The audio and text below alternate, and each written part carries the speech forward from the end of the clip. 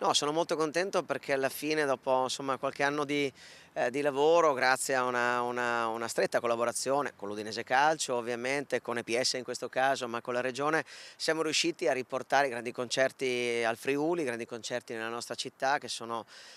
stati, hanno sempre rappresentato un'opportunità economica, turistica, ma anche di ruolo, di esercizio di ruolo per la città di Udine. Vasco Rossi sold out, biglietti polverizzati in pochissimo tempo, come era preventivabile, per la soddisfazione dell'assessore ai grandi eventi di Udine Alessandro Venanzi. Ora si vuole alzare il tiro, sempre di più. Ricordo gli AC/DC, ricordo Madonna, ricordo i Coldplay che avevano portato un'attenzione molto importante sulla nostra comunità e sul territorio. Io ricordo, se non altro per passione personale, il concerto degli AC/DC, appunto nel 2012, un concerto straordinario, forse uno degli ultimi dove loro erano nella pienissima forma, ne stanno facendo ancora, dobbiamo dirci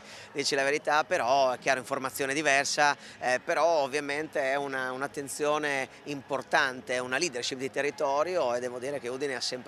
sempre avuto questo tipo di vocazione, una vocazione che vogliamo da questo punto di vista ritrovare, e devo dire che l'accordo che è stato fatto ormai qualche mese fa, che riconsente questa opportunità, è un accordo che fa vincere il territorio, il Friuli. Inevitabili ringraziamenti all'Udinese e al gioiello dello Stadio Friuli, che sarà ancora teatro del grande rugby, un evento che unisce la città sotto tutti i punti di vista, sociali e non solo meramente economici. I locali, i ristoranti sono pieni, l'anno scorso ricordo la grande sorpresa dei nostri ristoratori nel vedere, no, questo tipo di partecipazione, e per fortuna abbiamo fatto un accordo